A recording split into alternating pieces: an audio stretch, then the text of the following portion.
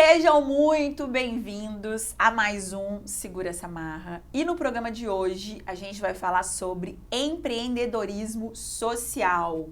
Você sabe o que é? Sabe como funciona? O foco do empreendedorismo social é trazer negócios para questões sociais e ajudar pessoas menos favorecidas. A gente está aqui hoje com a Dai, que tem mais de 15 anos de atuação no terceiro setor. Dai, muito obrigada por ter aceitado o convite, obrigada por estar aqui. Eu queria que a gente falasse hoje, primeiro, sobre a sua trajetória. Eu sei que você vem de uma família aí de empreendedorismo social. Sim. E que falasse de tantos projetos que você trabalha, desse trabalho tão bonito que você faz. Seja muito bem-vinda. Obrigada, querida. É um prazer enorme estar aqui com você. Te conhecendo pessoalmente, já conhecia só de ouvir, agora tendo a oportunidade de compartilhar um pouquinho dos nossos projetos e ter a honra de sentar aqui com você, de frente, conversar, bater um papo, falar um pouquinho dos projetos, do impacto, né? Você trouxe inicialmente falando sobre empreendedorismo social e muitas pessoas não sabem o que é, né? E quando a gente fala de empreendedorismo, a gente entende que é algo para focar no capital, conseguir recurso, né? Negócios, né? Negócio. Quando pensa em empreendedorismo, qualquer pessoa vai pensar em empreendedor é um termo que ficou popular, Sim, né? sim. Nem se fala mais empresário, fala empreendedor. Isso. A pessoa pode até ser empresária, mas ela se intitula como empreendedor. Vamos começar então explicando para as pessoas o que é o empreendedorismo social. A diferença é básica, né? Um empreendedor foca especificamente no lucro, né? O empreendedor social foca no impacto social. Então, toda empresa que tem o foco de empreender de forma social, a primeira visão dele é sim captar o recurso, porque a gente sabe que nada sobrevive sem o capital, mas sempre pensando em levar transformação social, levar transformação para a área de atuação aonde o empreendedor está atuando de forma social. Pelo que eu entendi, então, empreendedorismo social é um empreendedorismo com propósito de ajudar as pessoas. Exatamente, com o propósito de ajudar as pessoas e sempre segmentado com essa visão, né, de impacto social. Eu quero sim empreender, quero formar, gerar emprego e renda, mas sempre voltado para aquela visão de gerar impacto social através do meu trabalho. Trazer de fato significado para a vida das pessoas, né? Trazer ali benefício. Isso. A gente vive num mundo capitalista em que dinheiro é quase tudo, né? É quase tudo, é muito importante, não se vive sem dinheiro hoje. Exatamente. E essa questão do empreendedorismo social é legal porque traz lucro, mas também tem propósito de evolução e crescimento para a vida das pessoas. Exatamente. Em Belo Horizonte, nós somos a cidade do bem, tem diversas empresas focadas no social, focada dessa forma, né, de empreender socialmente, gerando lucro, obviamente, mas deixando o seu rastro de impacto social. Nós temos várias empresas legais, inclusive eu gravei podcast com uma empresa semana passada, o Hopecast, que eles falam muito sobre isso, eles são uma empresa de impacto social, tem movimentado mesmo o mercado. Esse mercado do terceiro setor é um mercado que movimenta muito, né, no capital como um todo. Então, a gente tem sempre esse foco de levar para as pessoas que empreender socialmente é levar impacto social. E é legal, assim, porque as pessoas às vezes acham que é difícil ajudar, né? É difícil atuar nessa área. Você vem de uma família de empreendedores sociais. Sim. Como que é isso? Como é que foi crescer nisso? Para você foi natural, então, nessa Natural, área? Na verdade, eu venho de uma família de voluntários. Meus pais sempre foram voluntários. Eu trouxe essa parte mais profissionalizando o voluntariado como uma forma de empreender mesmo. De levar para as pessoas que sim, é possível fazer uma transformação social e também é possível você ter um recurso, né, ter o capital mesmo para manter esse projeto de pé. Eu cresci num lar, né, onde meus pais sempre levaram, nós somos 4 irmãs, 4 mulheres, e meus pais sempre levaram a gente para participar de alguma ação social. Então, nós crescemos num lar totalmente fértil para projeto social, e em 2016 eu comecei a fazer criei o meu primeiro projeto social, e de lá para cá a gente não parou de empreender socialmente. Você nasceu numa incubadora social, né? Isso. Nasceu numa incubadora, pelo que você falando aí, eu fiquei imaginando isso. Assim, você nasceu num ambiente totalmente propício. Totalmente. Para que você hoje, e até por ser jovem, né? Sim. Dessa questão a mentalidade é outra, a gente sabe, da questão da modernidade, da questão da tecnologia, de ter essa pegada da questão do empreendedorismo. Isso. A gente fala que na época que, né, a gente ainda é criança, não tinha holofotes, não tinha rede social, não tinha o selfie, né? Não tinha nada disso. Então, assim, meu pai e minha mãe, deixou esse legado muito forte, muito enraizado no nosso coração, né? Meu e das minhas irmãs. Então, assim, hoje somos todas voluntárias, mas eu acabei seguindo mesmo essa linha do terceiro setor, como uma forma de ser voluntária, mas também na minha vida profissional. Hoje eu sou funcionária pública, atuo com políticas públicas sociais na Assembleia Legislativa, então a minha vida está toda em volta hoje de forma profissional também dentro do terceiro setor. Que legal, que legal. E é um trabalho super bonito. Eu já fiz um trabalho voluntariado, até acho que é legal da gente falar isso. As pessoas às vezes têm receio de fazer esse trabalho voluntário. O trabalho que eu fazia eram com moradores de rua no centro de Belo Horizonte. Sim. A gente levava alimento e também ali fazia um trabalho de acolhimento daquelas pessoas, né? Um trabalho fraterno, acolhimento fraterno ali daquelas pessoas. E quando eu falava isso, que fazia, que estava lá, era à noite, era um grupo de amigos, as pessoas ficavam receosas. Você não tem medo? Sim, você não fica... mulher Sim. também, né? Às vezes sozinha, né? E aí, existe muito isso, né? Assim, eu falava, não, as pessoas recebem super bem. É claro que tem uma pessoa que está em situação de rua que não está bem, ela pode estar embriagada, ela pode estar drogada, isso acontece. Mas sempre vai em grupo, né? Nunca vai sozinha, de fato. Mas não é, assim, eu fiquei muito tempo e fui muitas vezes até sozinha e graças a Deus nunca corri risco. Você recebe esse tipo de questionamento sobre se é perigoso, de pessoas que querem às vezes estar nesses projetos, mas tem receio, ainda alguma resistência? Olha, a gente atua em várias áreas, né? Hoje, através da Rede Solidária, tem mais de 600 projetos que atuam em todas as áreas. Então, assim, se a pessoa vir com esse receio, eu vou direcionar ela para um projeto que talvez ela ache menos arriscado. É óbvio, né? Você tá lidando, quando você está servindo a população de rua, você está lidando com pessoas que você não sabe o motivo que levou elas para as ruas, você não sabe a ficha criminal, se o cara é um criminoso, se não é. Sim. Às vezes você é um pai de família que perdeu o emprego e está na rua, um alcoólatra, né? Então, tem vários os motivos que levaram a pessoa para a rua. Então, mas tem sim os riscos, isso é óbvio, não dá pra gente fugir disso. Só que assim, hoje, como nós somos uma rede, né, que a gente tem vários projetos sociais, é um cardápio mesmo, né? O voluntário pode escolher para onde ele quer atuar e para onde que ele tem mais afinidade. Eu nunca tive esse receio, eu cresci na rua, né? A gente sempre fez trabalho voluntário, né? Vou colocar pelo menos, não vou falar que eu sou tão velha, mas pelo menos 30 anos atrás foi quando eu tive minha primeira experiência na rua, né? Então, assim, desde que eu me entendo por gente, meu pai já levava a gente para fazer trabalho na rua. Então, assim, o que eu posso aconselhar as pessoas que têm esse receio, vai e participe, né? Tenha uma primeira experiência e depois você tira a sua conclusão, se foi arriscado ou não. O que eu posso dizer é que normalmente não é. Normalmente é sempre um grupo que já está acostumado a fazer esse projeto. O que eu aconselho não vá sozinha, ou você e uma amiga, não dá para fazer isso sozinha. Tem que ser em grupo mesmo, em equipe. Eu acho que é mais seguro e é até melhor, né, de fazer um trabalho quando você está em equipe. Assim, é mais gostoso, né? Mais assim, gostoso. A gente fazia esse trabalho e se divertia muito, porque estava ali rindo, conversando. Exatamente. E falava com as pessoas. E às vezes uma palavra que eu não tenho, o outro tem ali no momento daquele atendimento. É isso. Então, eu também sempre sou uma defensora e por muitas vezes eu falava isso, olha, vai fazer, vamos lá, convidava para ir, para que a pessoa de perto sentisse que de fato não há nenhum risco, né? Há só ganho pra gente que participa disso. Você falou que desde sempre teve essa experiência do voluntariado pela sua família, pela essa incubadora que você nasceu, né? Vou usar isso, hein? Nunca tinha pensado por esse lado. Uma incubadora, né? Que te preparou para ser uma empreendedora social. E de lá para cá você profissionalizou isso. Isso.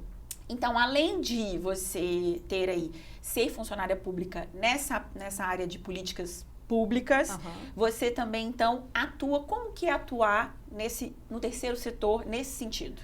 É uma maravilha, né? Assim, a gente fala que há uma grande transformação quando se inicia um projeto social, né? a gente vê assim, a gente faz um trabalho de consultoria pela Rede Solidária. Então, muitos projetos que chegam até a gente, chegam com uma ideia, né? Eu tenho uma ideia de criar um projeto e aí a gente vai desenvolver a sua ideia. Então, assim, todo esse trabalho de consultoria, a gente tem visto o resultado lá na frente. A Jana, né, que fez essa ponte para eu estar aqui hoje, ela chegou para mim com uma ideia. Hoje ela tem um grande projeto social. Ela atende mais de 200 famílias. A lista de espera dela, acho que já deve estar beirando umas 600, 700 mulheres, né, para atendimento, que são mães atípicas. Então, assim, a gente vê uma transformação muito grande, né? O terceiro setor, ele tem esse papel de ser um braço do Estado e conseguir fazer uma parte de transformação social muito grande, né? A gente trouxe aqui em relação à população de rua de Belo Horizonte. Nós estamos em BH com um número gigante, vergonhoso, de pessoas morando na rua. E a gente vê que as pessoas da prefeitura, no modo geral, insistem em falar que são pessoas em situação de rua. Fala que ninguém mora na rua. Ninguém mora. E, de fato, a rua não é casa de ninguém. Mas, em Belo Horizonte, tem sido a casa de muita gente, né? São centenas e centenas de famílias, de mulheres grávidas, de homens morando na rua, construindo barraca, né? E tudo mais. E morando na rua. E hoje, Belo Horizonte, ai de BH se não fossem os projetos sociais, né? Que atuam para tirar essas pessoas da rua, para oferecer mesmo uma oportunidade para que elas possam recomeçar a vida. Eu acredito muito que rua não é lugar de ninguém, não deve ser mesmo, né? Mas a gente precisa entender também se essa pessoa está em situação de rua há quanto tempo. Né? Por quanto tempo? Então, eu vejo que os projetos agem mesmo, independente do lugar, com uma responsabilidade muito séria, né? Em levar transformação aonde ele está atuando. Então, assim, eu vejo que BH é a cidade do bem, são diversos projetos sociais com muita responsabilidade social de levar transformação por meio de um projeto social. Assim, eu conheci esse, que não é um projeto social, na verdade era um voluntariado mesmo, um grupo, né, que se juntou ali e a gente fazia esse trabalho de levar esse acolhimento e levar um pãozinho, a gente falava até que era a campanha do pãozinho, e levava, né, para essas pessoas na rua e conversava ali um pouco, levava um leite no frio, dessa questão do frio, cobertor. Tá chegando, inclusive. Pois né? A gente, na época do frio, levava os cobertores. Então, assim, era um grupo que fazia esse movimento de acolhimento e de entrega. E as pessoas na rua querem ser acolhidas, é o sentimento que eu tenho, assim. A gente, às vezes, levava alimento, nem era tanto o que eles queriam mesmo... Mas ser ouvidos. Ser ouvidos. Queriam conversar, queriam ouvir e ser ouvidos, pedir uma oração, pedir um abraço. Então, de fato, é o acolhimento que falta. Nem é tanto o alimento. É claro que sim, tem as questões... Importante, sim. Mas... pela minha experiência, que não é profissional, mas como voluntária, de que as pessoas sentiam falta disso, do acolhimento. As pessoas na rua hoje, infelizmente, ainda são invisíveis, né? A gente, ainda mais Belo Horizonte, que está esse caos, qualquer lugar que você passa hoje, você sai na rua, você vai ver um morador de rua. E às vezes com a rotina acelerada, a gente não dá atenção de fato. A gente passa e eles se sentem mesmo invisíveis. E ainda tem um ponto mais agravante. Eu fundei um banho solidário em 2016 na Pedreira Padre Lopes e tem uma grande diferença entre moradores de rua e usuários de crack.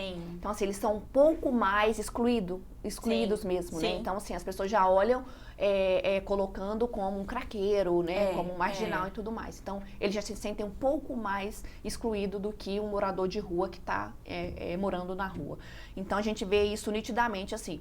E, de fato, eu percebo isso também. Quando a gente está em ação, muitos estão com fome, querem comer, precisam de um banho e tudo mais, mas eles querem ser ouvidos. Então, quando você para, às vezes você abraça, a pessoa fala, não, eu tô sujo, não, eu quero te abraçar sim, né? Agora aqui estamos conversando de irmão para irmão, estamos iguais aqui, não tem essa diferença, pelo menos neste momento, vamos entender assim.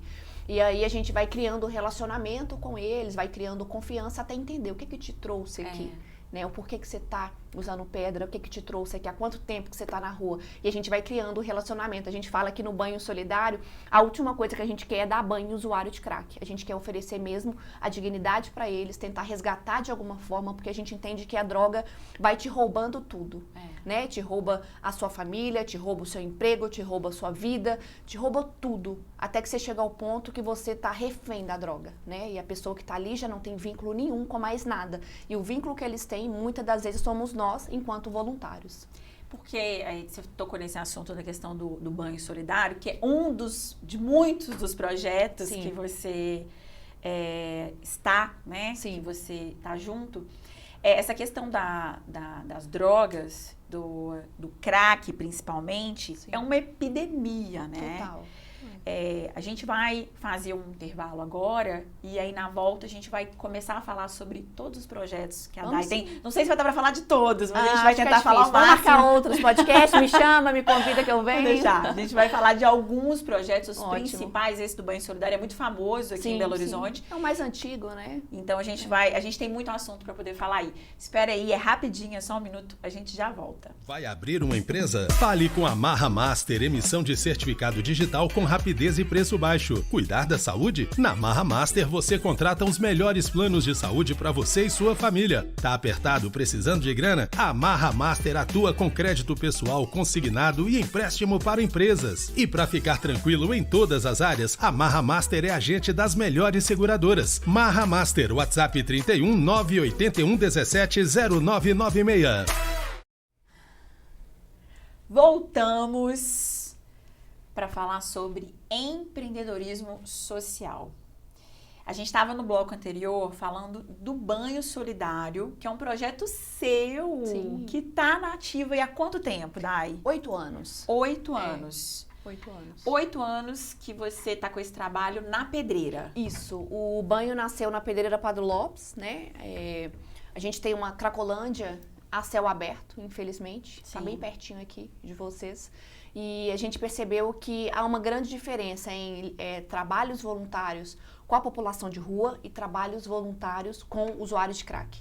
São duas áreas extremamente diferentes. Lidar com a dependência química é um pouco mais complexo que lidar com, especificamente, a população de rua. Muitos que estão na rua, sim, são dependentes químicos, de alguma forma, mas muitos também que não estão especificamente fazendo uso contínuo, né, do crack. Então, tem uma grande diferença. O banho nasceu com essa ideia de dar atenção a usuários de crack, oferecendo um banho, obviamente, né, um trabalho de higienização também, mas com o nosso foco principal de criar relacionamento com cada usuário. A gente sabe que cada pessoa que está ali é uma pessoa que tem uma história, teve uma vida, né? Ali a gente fala muito, né? Às vezes as pessoas têm o preconceito mesmo de falar que ali é pobre, preto e favelado. As pessoas falam sobre isso, né? E que, na verdade, na prática, não é só. A gente tem pessoas de todas as classes sociais. Ali eu já deparei com filhos de grandes empresários, de multinacionais, com dentista, com taxista, com advogado, com várias pessoas que tinham uma profissão antes de conhecer o crack. Você falou e citou isso aí, eu me lembrei aqui, né? Eu falei no bloco desse trabalho que fiz e conheci um juiz na rua, né? Era dependente químico, você falou, nem todo mundo que mora na rua é dependente químico, mas no caso dele era, e estava na rua vivendo, quer dizer, ele tinha uma condição, ele falava, eu não quero estar em outro lugar, eu quero ficar aqui, e aí você percebe que é uma questão mesmo, de fato, de que a pessoa precisa de apoio, né? Não é só uma questão financeira. Exatamente. E às vezes as pessoas que não têm esse conhecimento olham para essas pessoas na rua, ou até mesmo no mundo do crack, ali na Cracolândia, e essas pessoas têm muitas vezes família. Sim, elas têm casa. Eles têm família. E estão ali justamente porque precisam de ajuda. Exatamente. Esse trabalho tem quantos anos, o do Banho Solidário? Nós fundamos ele em 2016, já estamos caminhando para 8 anos de projeto. Tem uma ideia de quantas pessoas você já atendeu nesses 8 anos? Pelo menos mais de 4.000 pessoas. Nesse trabalho. Contabilizados, né? Sim, oficialmente, né? E mesmo assim não tem como saber ao certo. São muitas pessoas. E é só na Pedreira ou tem em outros pontos também? É só na também? Pedreira. A gente usa um galpão específico, a gente está na cara do gol ali mesmo, né? Na rua Araribá, onde que é a avenida inteira, Araribá e a Bonifácio, que é uma avenida inteira só de usuários de crack. A gente está na cara do gol, a gente está de frente ali para eles mesmo. E a gente tem um galpão, né, que a gente usa, cedido por um empresário, que ele cede lá pra gente de forma voluntária. E aí tem as cabines de chuveiro, e aí a gente faz todo o processo do dia do banho, né? Aí acontece o banho, a gente começa ele pela manhã, e aí a gente vai com o grupo da abordagem, que vai convidando os usuários para tomar um banho, tomar um café, vamos lá conversar e tudo mais. Ele chega até o galpão. Quando ele chega, ele passa por uma triagem, né? Tem uma psicóloga, assistente social que vai conversar com ele e entender um pouquinho sobre a história dele, até pra gente fazer a triagem. Tipo assim, você tá na rua há quanto tempo? Como que eu posso te ajudar? Hoje você quer ajuda? A gente consegue te encaminhar para uma clínica para você iniciar seu tratamento de forma gratuita, ou você quer só passar pelo processo, tomar o seu banho, tomar um café e voltar para sua rotina. Então, se a gente conversa de forma bem aberta mesmo e sempre trazendo para ele a memória, né? Olha, aqui, você sabe que isso aqui é uma falsa liberdade, esse lugar tá te aprisionando. Esses dias mesmo que eu fui gravar com a Rede Minas lá, eu tive a oportunidade de conversar com uma mulher que ela tava 7 meses só na pedreira. E aí eu falei muito isso com ela, eu peguei muito pesado com ela mesmo. Falei, olha pra você ver, o crack em 7 meses tá te destruindo. Você tá muito abaixo do seu peso. Em 7 meses ele já tá quase acabando com seus dentes. Vamos sair daqui. Aqui não é o seu lugar. E ela começou a chorar em prantos e levei ela para ela se olhar no espelho, que ela falou que estava 7 meses exatamente sem se ver. Porque na rua, né? E quando ela se viu, assim, foi um desespero mesmo, que ela já não se enxergava mais. E ela falou, minha irmã veio aqui, tentou me tirar. A minha mãe também já veio aqui algumas vezes, eles descobriram que eu estou aqui na pedreira e tudo mais, mas infelizmente, assim, lidar com a dependência química, eu falo que é uma frustração diária, porque você vai com tudo, você tem certeza que a pessoa vai sair, não, você convenceu ela, de repente bateu a abstinência, ela vai pra calçada de novo fumar a pedra. Você falou essa questão de Belo Horizonte, de Belo Horizonte se não fossem os projetos sociais, né? Sim. Você atua também com políticas públicas. Sim. O que você acha que falta, então, para que, de fato, tenha esse movimento forte de apoiar e tirar essas pessoas? É claro que existe um livre-arbítrio. A pessoa, ela que decide, igual você falou, a pessoa, você acredita, eu conheço pessoas que passaram por reabilitação, então você acredita que a pessoa vai se reabilitar, que ela vai ficar firme e, de repente, ela tem uma recaída. Sim. Acontece, ninguém está dentro de ninguém para saber o motivo de cada um para busca dessa fuga, né? Mas existe uma responsabilidade pública, com certeza, em relação a socorrer essas pessoas. Eu acho que a gente, enquanto projeto social, a gente consegue fazer muitas coisas, que a gente consegue levar muita transformação através do projeto social, através do voluntariado. Mas eu acho que a questão das políticas públicas precisa ter, de fato, alguém que de verdade entende a causa e que se importa. Porque não dá para ter um monte de política pública ineficiente, que não vai funcionar e que a gente vai continuar crescendo a população de rua. Muitos que estão morando hoje aqui em Belo Horizonte não são de Belo Horizonte. Então a gente já fez essa pesquisa mesmo, esse levantamento de entender que muitos que estão aqui nem são do estado. Muitos são fora, são Espírito Santo, né, são de outras cidades. Eu tive essa experiência também, assim, de conversando e descobrindo, percebendo que as pessoas não são de BH. Eu acho que o primeiro passo numa política pública certa é entender. Essas pessoas vão cuidar das nossas famílias em BH, da nossa população de rua, porque eu acho que se a gente fizer, de fato, uma triagem, colocar a política pública para funcionar, a gente vai entender que muitos que estão ali não são de Belo Horizonte. Então, eles precisam voltar para sua casa, né? E aí cabe à política pública criar um projeto efetivo, eficaz, que de fato vai conseguir retornar essas pessoas e entregar o problema para a sua cidade, né? Que talvez seja uma ajuda, na verdade, assim, essa de entregar para a sua cidade, mas talvez seja até isso que a pessoa precise, de fato, para ela retomar a vida dela. E eu acho que tem a questão do voluntariado, de escolha, mas tem a questão da gente entender também para resolver a problemática. Qual que é a problemática social que nós temos hoje? Temos uma cidade lotada de pessoas morando na rua, né? E eu acho que não dá para romantizar, são pessoas em situação de rua, não. São pessoas morando na rua, né?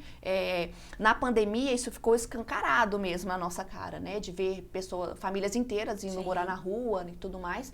Então, a gente precisa ter essa consciência. Eu acho que quando a gente coloca as políticas públicas para funcionar, as coisas vão começar a trazer um retorno positivo para a cidade, né? E entender a dificuldade, as pessoas que estão na rua e que são de Belo Horizonte, como que a gente pode fazer para, de fato, fazer com que ela não esteja mais morando na rua, né? Oferecendo um trabalho, oferecendo uma oportunidade, oferecendo uma casa, né? O que a gente pode fazer que está no nosso alcance? Mas vamos separar, vamos nos organizar, quem é de BH, quem não é, e a gente consegue ter um número, né? Porque hoje nem a prefeitura sabe falar. A prefeitura fala de um número de 5 mil. A última pesquisa da UFMG, eles fizeram uma pesquisa que tem mais de 12 mil pessoas morando na rua. Então, eles não estão entrando em acordo aí, tá uma desordem total. Então, acho que a gente precisa colocar políticas públicas em prática, mas ouvir quem, de fato, tem experiência na área. São quantos projetos sociais que, de fato, estão cumprindo o papel muito mais do que uma secretária da assistência social que está na sua sala,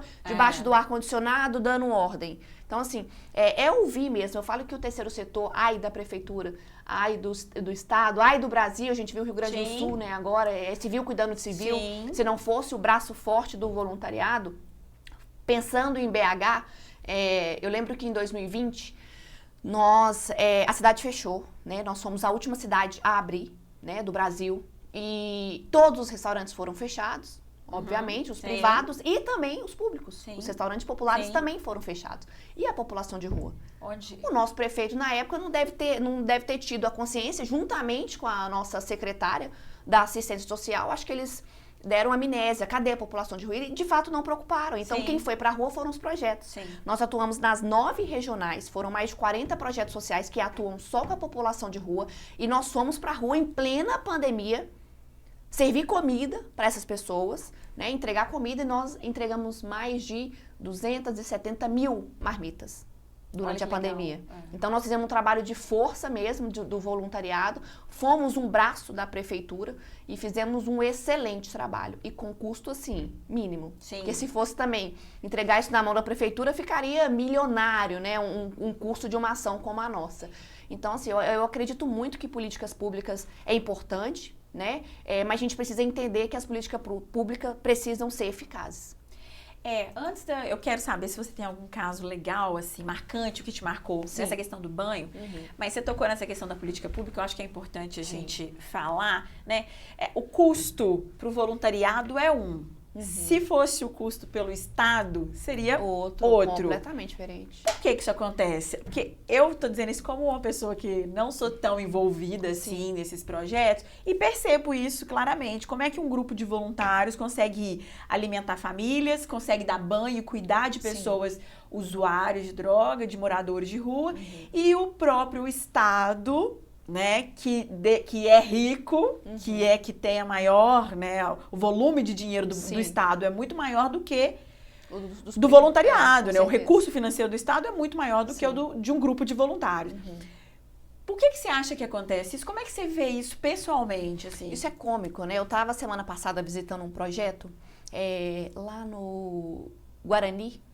E é um projeto de um rapaz, o Felipe já faz esse trabalho há muito tempo, oferecendo atendimentos psicológicos para as pessoas Tupi-Guarani, aquela região ali. E aí ele me falou, Dai, é um absurdo, porque assim, aqui tem um posto de saúde, o posto de saúde manda para cá. Né? Eu no banho solidário, tinha um lugar que atendia mulheres, usuárias de crack, eles mandavam para o banho solidário. Então, assim, é vergonhoso a gente ver isso acontecendo, mas é real. E por que nós, enquanto voluntário, enquanto terceiro setor, conseguimos fazer trabalhos com muito mais excelência, com muito mais resultado e muito mais barato? Por quê? Primeiro que nós conhecemos a ponta. Nós sabemos de fato o que um morador de rua precisa. A prefeitura não sabe o que o morador de rua precisa. Eles não estão atuando lá na ponta. Nós estamos, enquanto projeto social. Então, nós sabemos. E nós unimos força do voluntariado para cada um vir agregando o que ele tem com a sua expertise. Seja um médico que vai poder oferecer algum tipo de atendimento médico, seja uma cozinheira, uma nutricionista que quer servir como voluntária. Eu lembro que nessa andança nossa na pandemia, enquanto a gente fazia marmitas, veio dono de restaurante, chefe de cozinha famoso nos ajudar, nutricionista, e eles todos montavam um cardápio, a minha marmita saía R$7. A da prefeitura, sei lá quanto que saía, mas a nossa era muito melhor do que da prefeitura, né? Até mais nutritiva mesmo, sabe? Então, assim, eu acho que a gente consegue fazer, gerando resultado muito, muito melhores, né? A gente consegue fazer isso na prática e com um custo muito, muito menor. Assim, eu tô tentando evitar de perguntar uma coisa aqui, que não vai ter jeito. Eu vejo isso, né, percebo, como disse pra você, assim, é óbvio, é nítido a diferença do que o governo entrega, do que o Estado entrega e do que essas pessoas que fazem trabalhos como você faz, esse trabalho voluntário, entrega. A qualidade da entrega é muito maior, o trabalho é mais próximo e a gente percebe que é um trabalho mais efetivo. O que me parece, assim, a percepção que eu tenho como leiga novamente, não tô me isentando, mas é de que talvez seja uma questão de para onde vai o dinheiro? Para onde vai o dinheiro público que não está sendo corretamente investido nessas políticas públicas? Ou você falou aí de que é porque a prefeitura não conhece o morador de rua. E por que ela não conhece? Não tem uma ligação, não tem como a gente fazer uma ponte entre, de fato, esse voluntariado e o poder público para que a gente seja mais efetivo no atendimento dessas pessoas? Com certeza. Se tiver boa vontade em ambas as partes. O que está faltando? O que falta? Eu acho que falta essa ponte mesmo de conexão, assim, Vamos colocar aí, desde 2017 eu bato na porta da prefeitura para apresentar projetos. Sim. Então a gente sempre tenta fazer essa ponte. Ei, secretária, tem esse projeto social aqui que está entregando moradia para a população de rua. A senhora tem interesse em conhecer, em conversar com ela? Porque vocês têm a máquina, vocês conseguem ajudar. Eu particularmente, assim, né, já que você trouxe isso, eu acredito que assim, quanto menos intervenção pública, melhor. Sabe? Só que pra gente, enquanto terceiro setor, é um pouco mais complexo porque eles acabam tornando um processo um pouco mais burocrático. Sim. Mas precisamos da ajuda, né? Eles têm a máquina pronta para fazer. E um projeto social... E responsabilidade, né? Eles têm a máquina pronta e têm a responsabilidade. Não dá pra gente tirar a responsabilidade do Estado e também não entregar a responsabilidade inteira pro Estado. Sim. Então eu tento trabalhar assim, sempre em equilíbrio, né?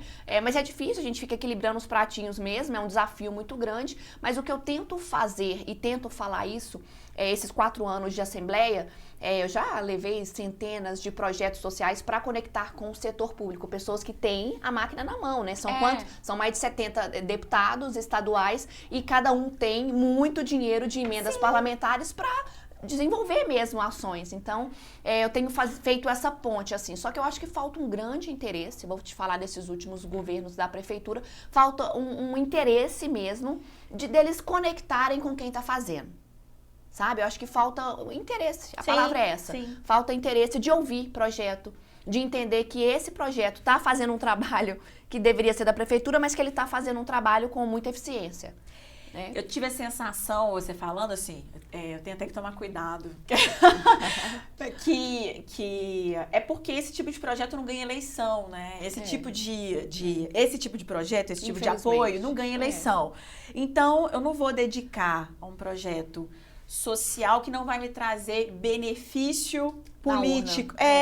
Então, assim, eu trouxe isso justamente porque é triste você ver que quem tem a máquina, aonde tem o dinheiro, não está alocando, direcionando ele para onde de fato é necessário. Sim. E eu tô dizendo isso porque eu como cidadã, né, me questiono e vejo obras, situações na cidade, que eu falo assim, mas por que está sendo feito de novo? Né? Você viu a ciclovia milionária que o prefeito acabou de fazer, né? Então, assim, a gente fica realmente nos perguntando, será que é tão necessário? É importante? Sim, mas temos uma problemática gigante na cidade, que é a população de rua.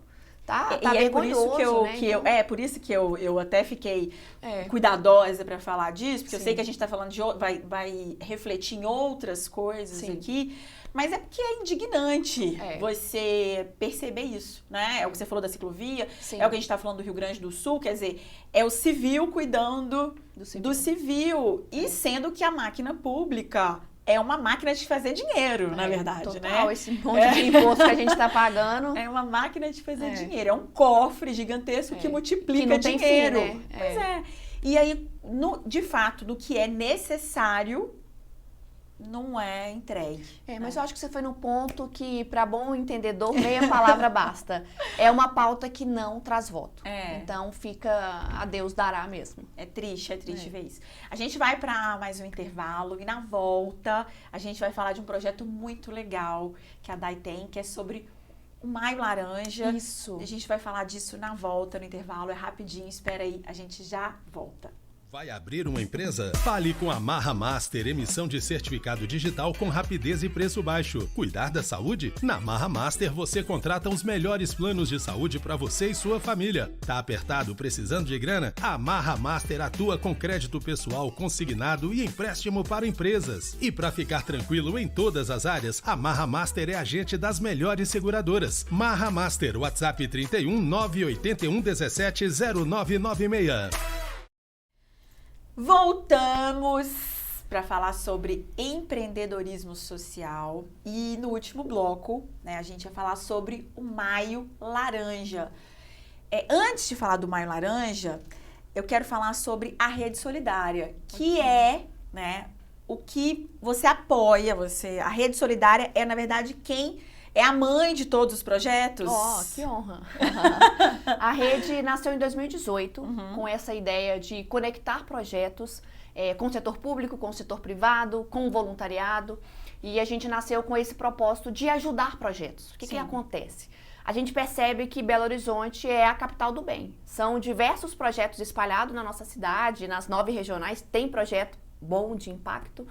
Só que também a gente percebe que muitos projetos nascem e muito projeto morre por falta de recurso, por falta de pequena gestão. E a gente entendeu que a rede precisava nascer com esse intuito de cuidar do projeto. Porque se eu cuido de um projeto, ele vai atender centenas e às vezes milhares de pessoas. Então eu preciso primeiramente fortalecer o projeto para que ele continue tocando o seu propósito mesmo, né, de acordo alinhado com o porquê que ele nasceu. Então, dentro da Rede Solidária, você ajuda quantos projetos? Eita, a última vez que nós fizemos esse mapeamento, nós colocamos 600 projetos sociais.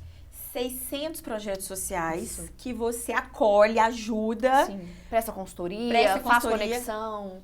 Tem algum que a gente falou aqui, né, do Maio Laranja é um deles, esse do Banho Solidário é um deles. O Banho nasceu antes da rede, mas hoje o Banho também está abrigado dentro da rede. Está dentro da rede. Então, além do Banho, quer dizer, ele nasceu antes e ele puxou então, a Rede Solidária. Olha que coisa legal, né? Exatamente. E aí, além do Maio Laranja, a gente vai falar dele porque é importante, sim, é um assunto... Estamos no mês de maio, mas não é só por isso. Eu acho que tem que ser falado todos os dias. Mas entre eles, tem outros projetos que você acha legal, que é importante falar, que você queira destacar? Sim, vamos pegar o gancho do Maio Laranja. Estamos no Maio Laranja, sim, e tem um projeto, o Instituto Mila, da Vanessa Lima. É um projeto incrível, que nasceu com a ideia, né, de ajudar mesmo, levar a conscientização do combate à exploração sexual infantil. A Vanessa, ela é uma guerreira mesmo, né? Ela foi violentada sexualmente pelo seu tio. Eu falo isso porque ela fala isso de forma aberta. Sim. Ela tem o livro dela que ela conta a história. E ela é uma militante mesmo, uma ativista na área. E ela vem fazendo um trabalho com o Instituto Mila, que é um projeto que atua hoje nas escolas, levando a conscientização, com algumas palestras interessantes, com a linguagem para a criança. Tem a palestra do semáforo do toque, que a gente faz, né, até em parceria com algumas delegadas que atuam também nessa área, para levar a conscientização para as crianças. Durante essas palestras, já teve casos de crianças entenderem que estava sendo vítima de abuso, que ali onde ela estava sendo tocada não era para ela ser tocada. Sim. E ela entender que aquilo é um abuso, e aí relatar isso para a professora ou para a própria Vanessa. E a gente vem fazendo esse trabalho de expansão mesmo, de levar essa informação para o maior número de crianças possíveis aqui em Belo Horizonte. Que legal. Vamos explicar para as pessoas, então, o que é o Maio Laranja e de onde ele surgiu? Vamos sim, mas antes de começar, eu tenho um presente para você, que já vinha até pendurada ele aqui no braço. É uma pulseirinha e agora você também faz parte da proteção da criança e do adolescente. Estamos todas nessa luta. É uma luta necessária que muitas das vezes a gente não quer ouvir falar, porque de fato, né, nós estamos aqui em 3 mulheres, né? Sim. E somos nós mesmos que fazemos parte dessa luta, que levamos isso. A gente não quer ouvir falar sobre que uma criança está sendo abusada. Sim, né? Ninguém quer ouvir, não é confortável aos nossos ouvidos a gente ouvir falar que uma criança está sendo abusada, que está sendo vítima de abuso ou de exploração sexual infantil. Mas é um assunto necessário que a gente precisa falar. Não adianta fingir que não existe, não adianta, né? Não adianta fingir que não isso não acontece, porque que não existe. É muito presente e muito real. A gente sabe que, infelizmente, né, tem alguns dados aqui que eu vou trazer para você, mas falando sobre o Maio Laranja, né? O 18 de maio é o Dia Nacional do Combate ao Abuso e Exploração Sexual Infantil. Infelizmente, essa data foi marcada por um crime absurdo que aconteceu em Espírito Santo, né? Uma menina de 8 anos de idade, ela foi sequestrada, estuprada e morta, assim, de uma forma muito brutal e cruel. E aí foi criado, né, o 18 de maio em função desse crime que aconteceu, para a gente levar a conscientização e levar a informação que sim, o caso, casos como esse, né, da pequena Aricélia, existe. E várias crianças estão sendo vítima dele e que a gente precisa falar sobre isso o tempo todo, seja na igreja, seja nas escolas, seja em todo lugar, né? A gente fala muito que aonde tem criança tem pedófilo, então a gente precisa estar o tempo todo com o sinal de alerta ligado, porque eles são predadores mesmo, que procuram lugares onde tem criança, então a gente precisa estar levando essa conscientização tanto para as crianças quanto para os pais, né? Para estar levando essa informação. Vou só trazer um dado aqui chocante, mas que é real. A cada hora, 3 crianças são abusadas no Brasil e cerca de 51% têm entre 1 e 5 anos de idade. Isso é muito pesado, né? Muito pesado. Muito pesado. A gente teve um programa aqui que foi sobre o Dia da Mulher. A gente trouxe aqui mulheres diferentes, completamente diferentes, para falar sobre a vida da mulher atual. E uma estatística triste, que eu já sabia, mas que a gente pôde constatar aqui, que é de 4 mulheres, 3 sofreram violências né, quando eram crianças.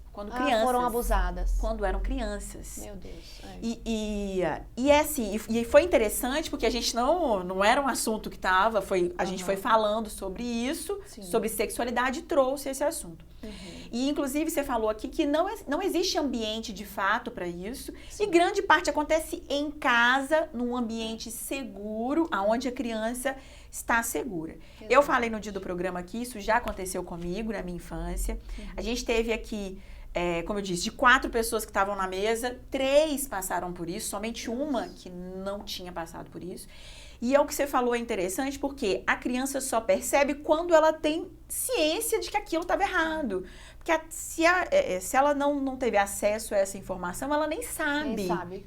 Ela descobre. Eu falei no dia do programa e tô falando novamente aqui, eu soube depois que virei adulta. Eu falei, aquilo estava errado. Era um abuso. Aquilo era, assim, aquela pessoa não podia ter me tocado onde ela tocou.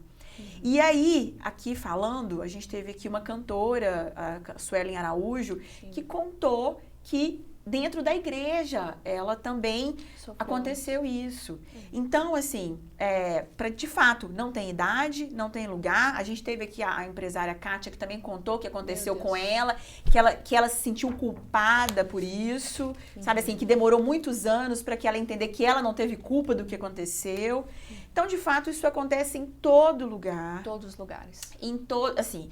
E eu fiquei muito honrada com o presente e, de fato, é uma causa que eu acho importante que a gente fale, e falei isso no dia do programa e reforço aqui, a gente tem que se habituar a falar sobre sexualidade com as crianças, para que elas entendam o que pode e o que não pode. De uma forma lúdica mesmo, né? Tem algumas delegadas aqui em Belo Horizonte que têm feito um trabalho incrível nas escolas, para levar mesmo para as crianças. Às vezes a criança não aprende em casa, os pais não falam o que é certo, o que é errado, o que pode, o que não pode. E como você trouxe também, é um dado muito grande, né? Muitos abusos acontecem também em casa. Sim. Né? Então, por isso que é importantíssimo a gente levar essa informação. E a gente está com um projeto muito legal de levar assim, para todas as escolas, né, esse projeto dessas palestras. É extremamente importante, como você trouxe, né, a sua amiga trouxe em relação que ela sofreu abuso dentro da igreja. Teve a CPI da pedofilia, né, a gente acabou vendo que teve uma cantora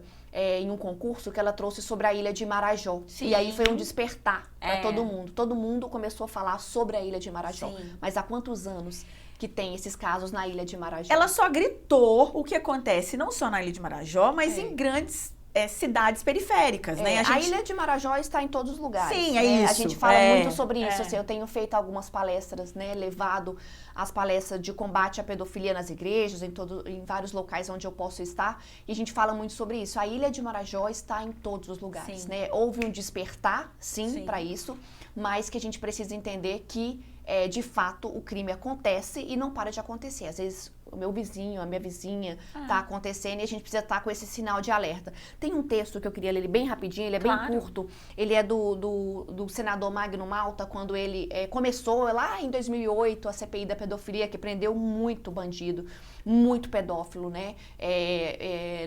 No país inteiro. Fazendo a CPI da pedofilia, conseguiu prender muita gente e libertar muitas crianças. E ele trouxe durante uma fala dele, nessa CPI, essa frase assim, a pedofilia no Brasil está nas colunas sociais. A pedofilia no Brasil mora em condomínio de luxo. A pedofilia no Brasil veste toga, veste estola. A pedofilia no Brasil tem divisa, tem patente. A pedofilia no Brasil tem mandato. A pedofilia no Brasil reza missa, faz culto, disse o senador Magno Malta. Então, a gente sabe que esse crime está em todos os lugares. Não tem um lugar que seja seguro, né?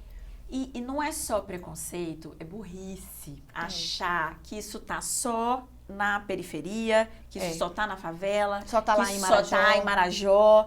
Não, é porque assim, como você disse, por exemplo, é um preconceito que as pessoas colocam, idealizam uma coisa. Eu não sei se é muito tentando fugir da realidade ou fechar os olhos, que é como você disse na questão do o usuário de crack, ele não é só o pobre, o cara, a pessoa que é desfavorecida financeiramente, economicamente, não.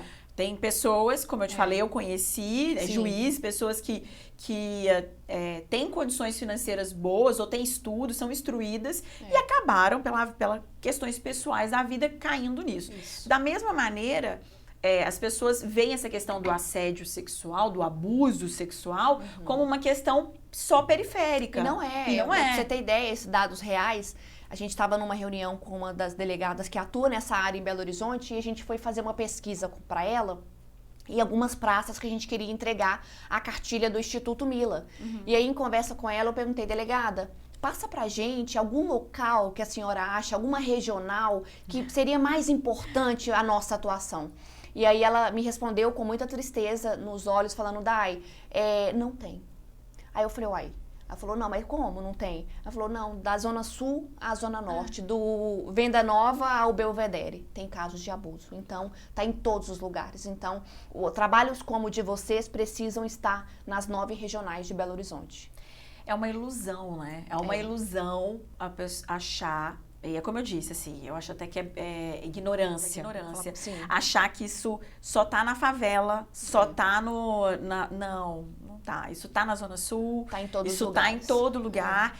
E eu acho que isso coloca ainda mais em risco essas crianças. Sim. Porque a partir do momento em que os pais, a família, a sociedade acha que na Zona Sul, num bairro luxuoso, não tem, ela fecha os olhos e é negligente para o que pode estar acontecendo ali. Esses casos que a gente teve aqui foram casos que aconteceram quando crianças, todos foram casos que aconteceram quando elas eram crianças, inclusive o meu exemplo. E eram todos exemplos próximos. Era da igreja, mas era alguém dentro do ciclo da família ali, era dentro de casa. Então, assim, quando a gente pensa que isso é só periférico, além de você fechar o olho para isso e ser negligente, você está abrindo brecha porque você não fala sobre o assunto. Né? Você acha que é só na periferia que tem que falar que cuidado, ou isso, aquilo, outro, e ali, né, na Zona Sul, ali nos condomínios luxuosos, né? Magno trouxe. Nos condomínios luxuosos, você não fala sobre o assunto porque acha que ali está seguro, porque tem câmera, porque não precisa, porque tem segurança. E aí eu acho que o risco é ainda maior, porque se você não está falando sobre isso ali, você está deixando brecha para que aquilo ocorra sem que a criança, inclusive, perceba. Pessoalmente, até para te perguntar, assim, a gente estava falando sobre isso aqui, você ainda percebe que existe essa dificuldade de falar de sexualidade com as crianças, uma certa resistência, mesmo que de forma lúdica, mas que explique para ela, olha, é o que você falou do semáforo, né? Aqui, o que pode, o que não pode, onde que liga o alerta para... Eu acho que é um desafio, assim, a Vanessa, né, do Instituto Mila, ela tem vivido um desafio, sim, porque às vezes a gente perde muito tempo explicando para a diretora o que é a palestra. Sim. Mas a gente nem vejo como uma perca de tempo, mas até para a gente ganhar tempo e ir em mais escolas, poderia ser algo mais simples, né, e mais ágil, por exemplo. Então a gente consegue fazer isso sim. Mas eu vejo sim uma resistência. A gente não fala sobre sexualidade. Nós falamos, obviamente, né, onde as partes que não podem ser tocadas. A gente provoca as crianças. Você sabe o que é piu-piu? Sabe o que é pepeca? A gente fala assim mesmo, né? A linguagem deles. Aí as crianças sabem, aí fica com vergonha, mas a gente reage a ela de uma forma lúdica para levar a informação. Então você sabe que é o seu lugar sagrado, que ninguém pode tocar? Só sua mamãe? Aí a gente fala também, às vezes nem o papai pode. Então a gente leva essa informação também, lógico, com orientação da Polícia Civil, né, da Vanessa, que é especializada nessa área, mas conversando com as crianças. Eu vejo sim uma resistência, mas eu acho que também essa resistência está sendo quebrada com o trabalho, né? A gente está espalhado hoje em várias escolas, levando essa informação.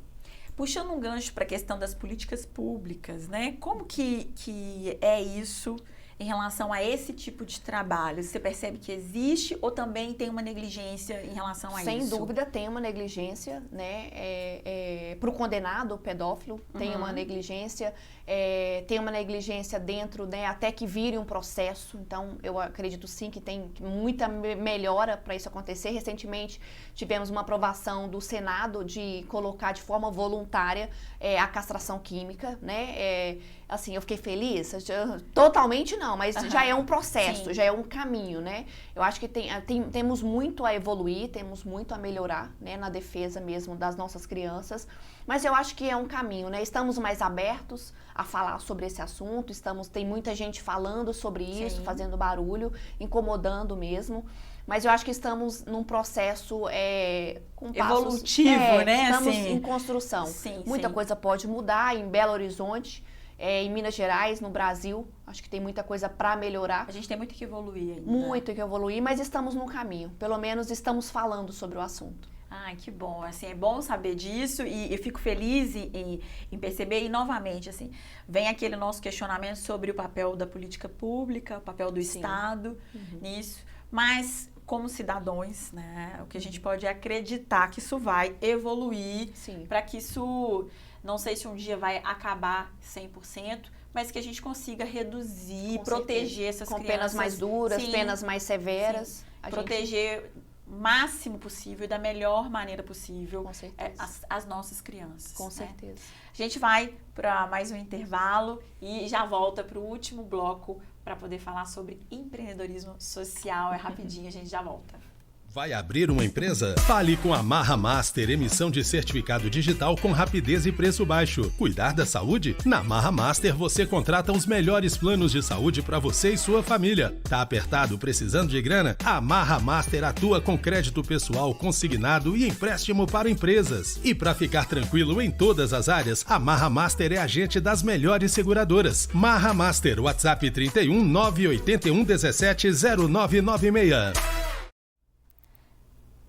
Voltamos com Day Dias para falar da Rede Solidária, não é isso? A Day contou pra gente aqui que a Rede Solidária apoia mais de 600 projetos em Minas. Todos em Minas, Day? Todos em Minas. Todos em Minas. Na verdade tem um fora, que é em Moçambique, é único. Ai, que legal. E, Day, todos esses projetos, a gente falou aqui já do Banho Solidário, a gente falou do Instituto Mila. E tem algum outro que você destaque de tantos? Acredito que deve ser difícil, né? São muitos bons projetos. Sim, muitos filhos, né? Sim. Muitos... E tem algum outro que você queira destacar? Eu e até, né, a gente estava falando aqui no intervalo que eu conheci a Day por intermédio da Jana Neves. Isso. Que é do projeto Voo Azul. Isso. É um projeto também apoiado pela rede. Pela Rede Solidária. Isso. Tem algum outro projeto? Tem algum outro projeto do coração, aquele que você é mais próxima, que você acompanhe mais? Vamos falar da Jana, né? Porque quem me trouxe aqui. E é um grande projeto. A Jana é uma grande mulher, uma grande empreendedora social. Tem feito um trabalho incrível, tem sido um braço assim generoso para o Estado.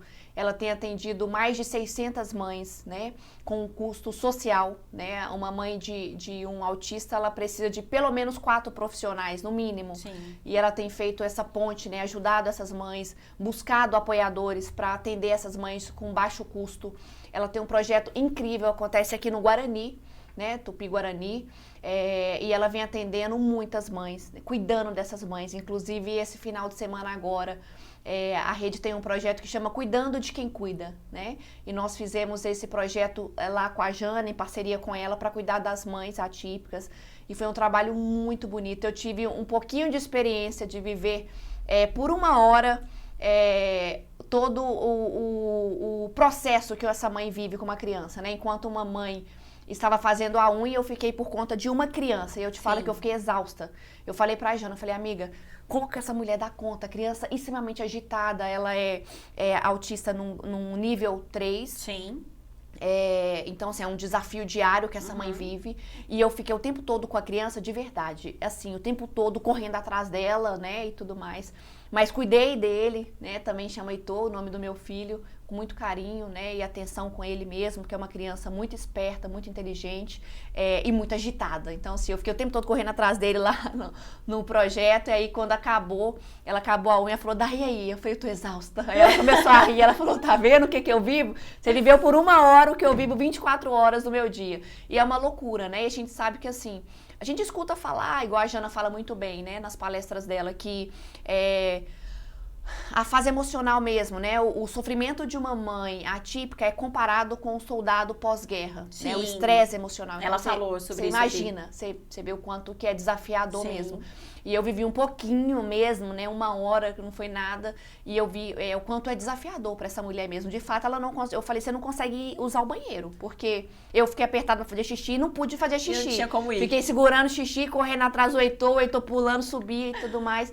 E foi uma loucura. E assim, a gente tem esse cuidado. A Jana tem feito um trabalho com muita excelência com essas mães, cuidando dessas mães mesmo, porque ela recebe desafios diários de mães com sofrimento mesmo, né? Muitas mães tentando suicídio, querendo, né, acabar mesmo com esse sofrimento, porque não é fácil. E a gente vem também apoiando o projeto da Jana, que é um projeto incrível, que não pode morrer nunca, porque ela tem uma força que ela encoraja muitas mulheres. A Jana é uma mãe atípica. Sim. Na verdade, ela brinca que a atípica mesmo é ela, porque ela tem o marido autista e os 2 filhos, né, autistas. Então, é um desafio gigante, né? Ela fala, é diferente aqui em casa, sou eu, né? Eles se conversam, eles se entendem, e é diferente aqui sou eu. E a Jana é uma grande mulher e tem feito um trabalho de excelência com o Voo Azul. Para quem não conhece, a gente gravou um programa com a Jana aqui e com o Lenine, vieram os dois, que são fundadores do projeto Voo Azul Autista. Isso. O programa tá aqui, se você quiser assistir depois, tá lá o link, assistam, foi muito legal. Ela explicou sobre os desafios, as questões, sobre o diagnóstico, sobre o caso, né, dela ali, do filho dela, de como é que foi esse diagnóstico, dessa busca. Sim. E ela citou exatamente isso que você falou, né, o trabalho de mãe, que é um trabalho, a responsabilidade, o título de mãe, já é um título pesado, é difícil, traz responsabilidade, traz um peso. Desafios. E no Dia das Mães, a gente teve aqui uma mãe atípica também, foi a Bruna. A gente falou, ela estava contando os desafios de ser mãe, e aí como mãe, né, veio como mãe falar sobre isso. E ela falou que como mãe nasce uma culpa junto, automaticamente já nasce uma culpa. E a Jana falou muito sobre isso, né, da mãe estar sempre preocupada com essa questão do filho, e falou desse trabalho dela muito legal, que não é só do atendimento de quem já é, né, da criança já diagnosticada com autismo, mas também cuidado, né, do cuidado com as mães, com as famílias. E ela falou que atendia mais de 100 crianças. Eu falei, mais de 100 famílias estão sendo beneficiadas com esse projeto. Como que o seu projeto ajuda esses projetos? A gente ajuda de várias maneiras. Primeiro, entendendo a situação real do projeto, né? A gente pega o que você precisa, qual que é a sua maior necessidade. E, normalmente, as maiores necessidades hoje do projeto é o financeiro. Sim. Só que por trás do financeiro tem muita coisa. As pessoas querem ajudar um projeto que está organizado, um projeto que tem bons indicadores. Então, primeiro a gente estrutura a parte de enquanto projeto, porque a gente precisa se apresentar como empresa. Então, precisa ser algo organizado. Então, assim, nós somos uma empresa e eu estou te vendendo o meu produto. Qual que é o produto da Jana? O cuidado que ela tem com as mães, Sim. o atendimento que ela faz com as crianças atípicas, toda a estrutura que ela oferece com baixo custo. Então, a gente faz, primeiro conhece o projeto, organiza o projeto e vai começando a vender o projeto para locais. Então, a gente faz conexão com a Jana especificamente e outros projetos com o setor público. Então, eu sento com o deputado estadual, federal, eu sento com o vereador, eu apresento para o vereador o quanto ela tem sido um braço do Estado e a gente vai fazendo esse desenvolvimento. Apresento ela também para o setor privado, com empresários que querem ajudar, né, que vão comprar a causa dela, que vai se identificar com a causa dela. E a gente vai fazendo essa ponte. Se conecta também com voluntários, né, voluntários sem custo, né, ou com baixo custo. São profissionais, né? Muitos que a Jana precisa, especificamente o projeto dela, exige profissionais. Então, a gente faz essa conexão mesmo, né? Essa ponte para conectar o projeto para que a gente consiga ajudar com a necessidade que ele traz para a gente de imediato. Então, a Rede Solidária, que é o seu projeto, ele acolhe esses outros projetos e busca recurso para eles? Isso também. A gente faz toda essa parte de estrutura e também a captação de recursos. De recursos para eles. Isso. E orienta esses projetos a se estruturarem? Exatamente. A gente faz toda uma consultoria. Porque a pessoa só tem uma ideia, né? Ela tem ali uma ideia, às propósito. Às vezes tem só uma ideia e não tem nenhum CNPJ, Sim. o projeto não está nem registrado. Sim. Então, a gente faz todo um processo mesmo de acompanhar o projeto, de entender se ele quer virar uma UCIP, se ele quer virar uma ONG, né? Uma OSC. Então, a gente vai fazendo passo a passo para entender, né, como que a gente pode ajudar esse projeto. E esse trabalho da Rede Solidária, ele tem um custo para esses projetos? Não, é tudo gratuito, a gente não cobra nada, é tudo de forma voluntária mesmo.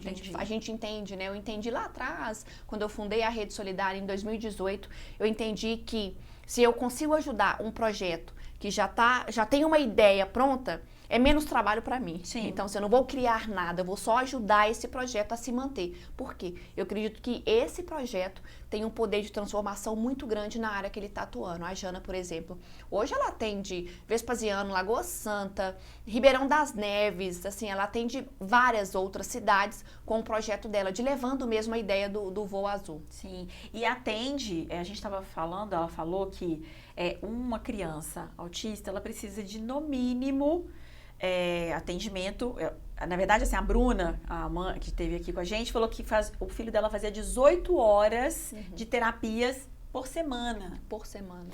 E que o Estado, né, ele entrega o SUS, ele não entrega isso na necessidade dessa criança. Não.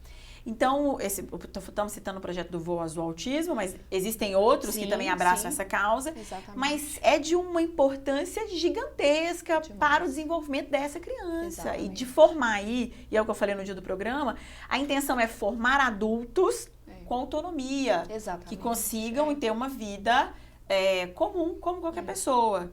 Então, o projeto dela é importante nesse sentido de desenvolver essas pessoas. Com certeza. Né? E por isso até que eu a convidei, eu amei descobrir o projeto, descobri várias coisas que eu não sabia. Sim, inclusive, é um aprendizado, né? Muito! E eu falei com ela no programa, falei várias vezes aqui, eu falei, primeira coisa que autismo não é doença, foi a primeira coisa que eu descobri. Exatamente. Vindo aqui, trazendo ela aqui, conversando com ela e com o Lenine, que são fundadores do Voo Azul Autismo. A gente está caminhando já para o final, Dai, e eu queria que você, primeiro, convidasse as pessoas para conhecer os seus projetos, os projetos da Rede Solidária, de como elas podem achar você, como podem achar os projetos e como elas podem ajudar para quem às vezes já sentiu esse chamado, né, solidário e que às vezes não sabe onde ir porque até tem um receio de estarem ajudando projetos que talvez não sejam verdadeiros ou projetos que de fato não contribuam para essas pessoas. Sim. Então, é legal trazer você aqui, que é um projeto sério e que ajudam outros projetos sérios também. Mais de 600 projetos aqui, mais de 600. Né? Então, queria que você utilizasse esse espaço para convidar as pessoas para conhecer você, para conhecer o seu projeto, para conhecer, né, como elas podem ajudar quem já sentiu esse chamado. Tá? Acho que, em primeiro lugar, é as pessoas entenderem que a Rede Solidária, a gente faz toda uma triagem para que cada projeto hoje, né, que se enquadre dentro desse número de mais de 600 projetos, são projetos sérios que foram triados, foram passados pela gente, né, por mim, pela Rose, pela Roberta, pelas meninas que estão hoje dentro da Rede Solidária, e que a gente faz uma avaliação para entender se é um projeto sério, se é um projeto com responsabilidade social, se é um projeto transparente, que de fato vai receber o recurso, vai aplicar o recurso. Então, todos os projetos são triados pela Rede Solidária. Então, se você quer ser um voluntário, primeiramente, pode me seguir no Instagram, né? O meu Instagram é @daidiasbh. O Instagram do Banho Solidário é @banho-solidário-oficial. Se você quiser ser um voluntário, o banho acontece uma vez por mês e sempre aos sábados. Então, tudo é postado no Instagram do banho. Se quiser ser um voluntário da rede, conhecer todos esses projetos, eu tenho certeza que às vezes você vai falar: eu tenho receio de trabalhar com a população de rua, não, então eu vou te levar para a Jana do Voa Azul. Mas eu não tenho muita coisa com criança, então eu vou te levar para um lar de idoso. A gente tem projetos de vários segmentos que você pode ser um voluntário e vai ser um prazer enorme. O Instagram da Rede Solidária é @redesolidariabh e é só mandar um direct lá que a gente vai te responder com o maior cuidado e carinho, principalmente se falar que me escutou aqui no podcast, a gente vai dar uma atenção especial, vai falar de todos os projetos que hoje estão sobre o guarda-chuva da Rede Solidária e vai ser um prazer receber vocês também, né? Claro. Lá enquanto voluntário e é isso. Olha, amei esse bate-papo aqui, gostei demais. Espero que você de casa também tenha gostado, fiquei muito feliz. A gente falou de questões importantíssimas aqui, né? Não só de políticas públicas, mas de voluntariado. E espero que isso tenha trazido despertar para que as pessoas possam entender não só o empreendedorismo social, mas também essa questão da importância do voluntariado, de se abrir para talvez alguém que esteja menos favorecido ou que você tenha algo que possa ajudar, que possa doar para outras pessoas, né? Como trabalho, como força, não só como doação de entrega de algo, né? Doar a si próprio, né? Para algumas causas. E espero que vocês tenham gostado. A gente está encerrando mais um programa. E eu não sei aí, mas aqui a gente já pode falar que sextou. Sextou sim, sextou muito. E a gente se vê semana que vem. Um beijo. Tchau.